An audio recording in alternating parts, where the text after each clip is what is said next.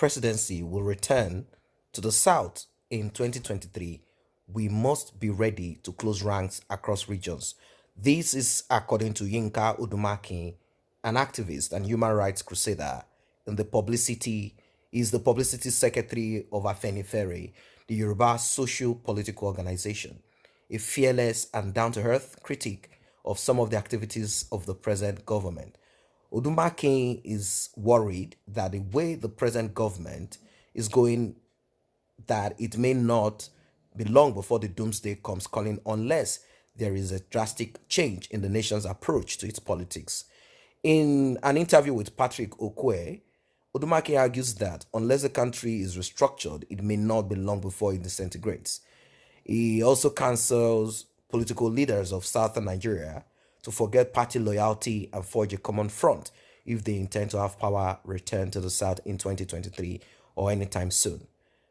There seemed to be tension in the land, especially land lately, especially with what happened between the convener of revolution now, Omoyele Sowore, in court recently, and men of the Department of State Security (DSS). He was asked, "Are you worried about what is happening?" He said, "Well, welcome to the next level.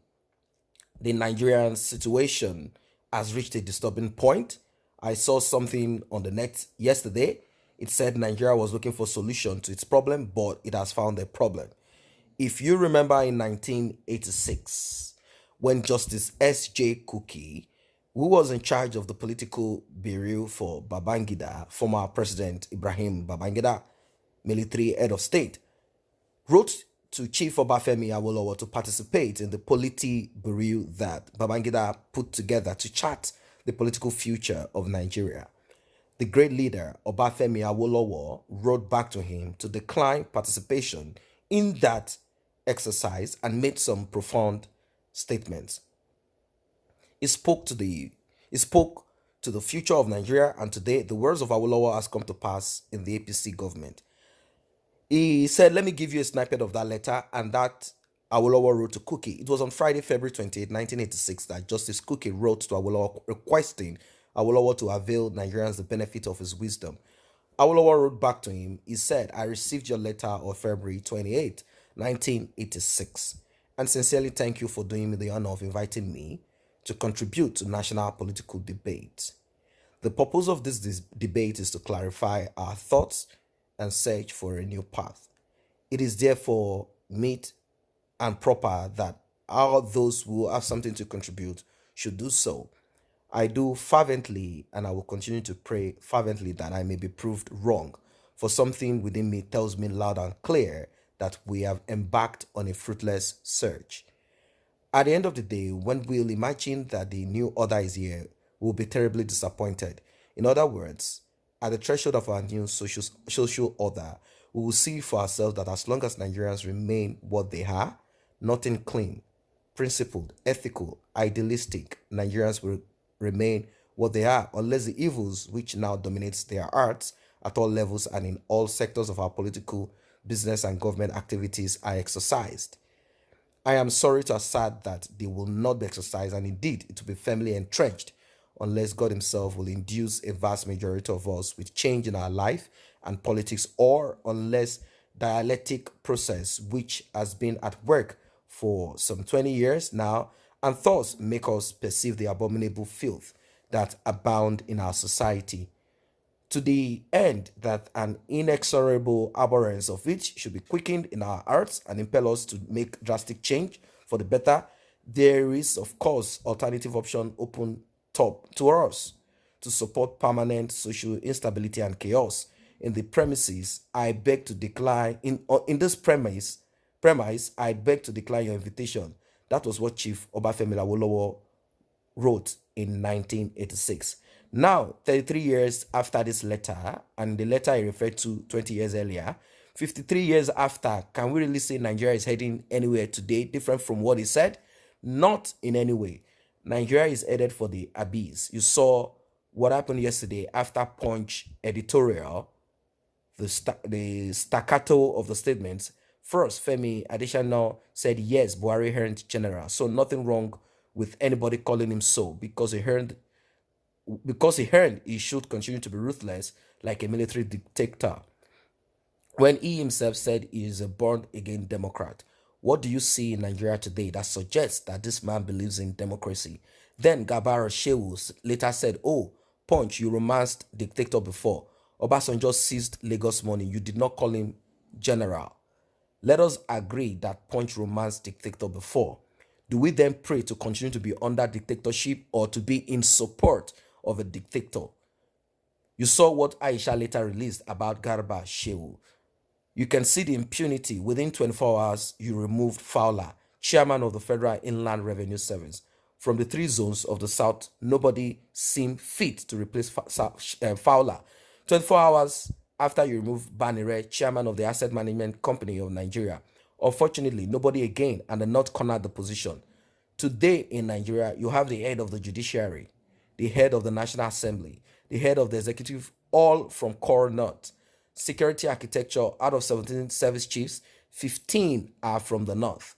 In the finance sector, Minister of Finance, Customs, FIRS, AMCON, NNPC, NPA, and the rest of them, all of them are from the North. And someone will now get up and say, no more zoning in 2023. We will continue this. This is utterly impossible. Nigeria now is in the grip of anxiety, and unfortunately, they cannot see temporary power. They believe that they are in charge. Nothing can happen. We will rule this place forever. Where is Sani Abacha today? Look, all these things they are doing now. There is the need for them to know. Do you know that Broad Street in Lagos at this point was Shakubu Gowon Street? What is it today? It is not Broad Street. But I have a concern. You belong to a social-cultural political organization. It was asked, Afenifere, which by all means is a strong voice in the Southwest. But there seems to be a division within the group, which has weakened the voice of Afenifere. In the Southeast, there are people very opposed to Ohaneze Indigo. And these are organizations that ought to be able to galvanize their zones to stand up to what is happening. But that is not happening. So how do you think these people will continue the way they said they will? He said, I was having a discussion with somebody a few days ago, my friend in the United States from Southeast. He was saying the role the Yorubas played in the past. There are no leaders today to stand up to those ideals like that of Awolowo. Truth be told, the leaders in Nigeria are made in Southwest. The Southwest made Awolowo, Ajasin, Abraham Adesanya, and many like that. But Nigeria today has raised its own kind of leaders who are accountable to it, who are in its image and in many areas. I was in Kiagbodo, Delta State, about 2 weeks ago. The Edwin Clark University were having their maiden convocation, and I was there. After the event, we retired to the home of Chief E.K. Clark to eat. I remember I was at the table with Dr. J.P. Clark, Professor Anya, General IBM Aruna, General Zamani Lekwot, amongst others, and a discussion arose. And someone on the table said, look, if we rally around the Southeast, they should be able to take the reins of power. But two eminent Igbos said, no, we don't want 2023, because if Nigeria remains as it is, we do not want a Fulani president who will answer Igbo name. So clearly, they are picking leaders of their own type who will respect their values and protect their interests. That is why things are dysfunctional.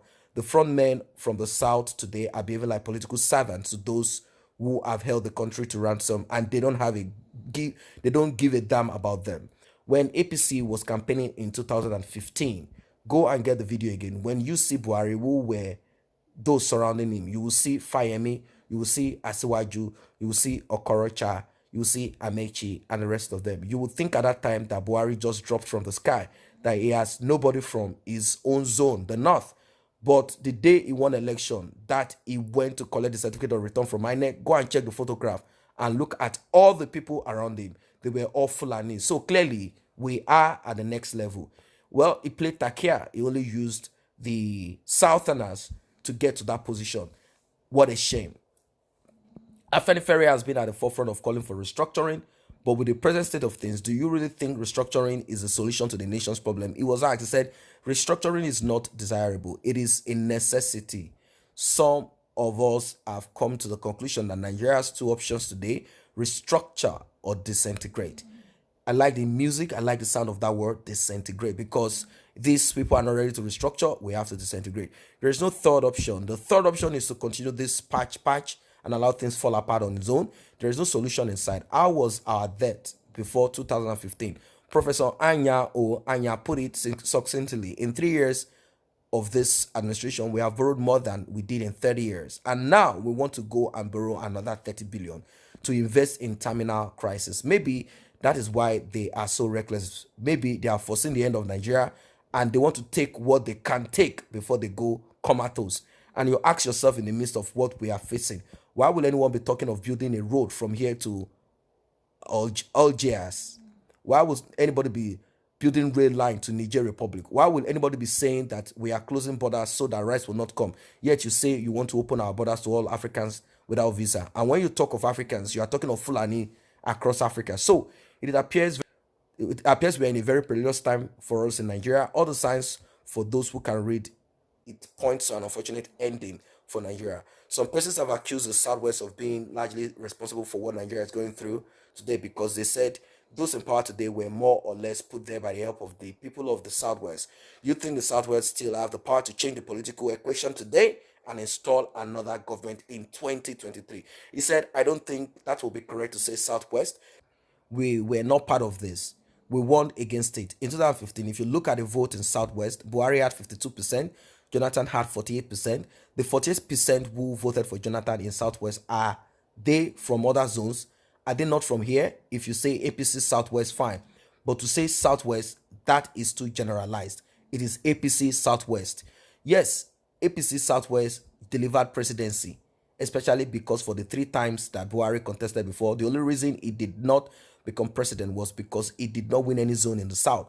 But in 2015, APC Southwest gave him 52% of Southwest, and not the Southwest voted in Buhari, and he became president. So it is right to say yes, but where we are today now, if we want to get out of this, we have to forget about Southwest alone. Not one zone can do it. We must all rise like one man.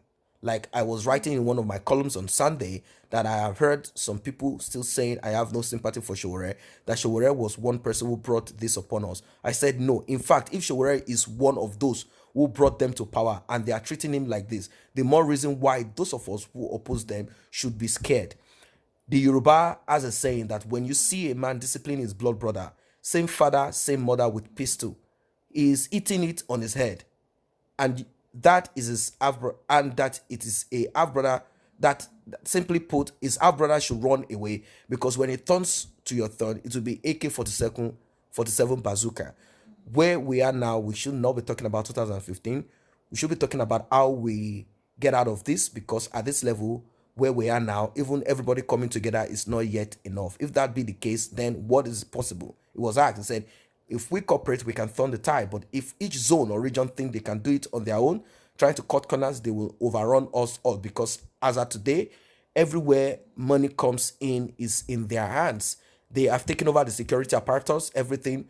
But the united people can make nonsense of all of that. But once we begin to think we can do otherwise, it will be unfortunate. In the days of the slave rule, a British man wrote to a banker in Vienna and asked him, how do we keep so how do you keep so many under your subjection? He replied with only one sentence: keep them divided.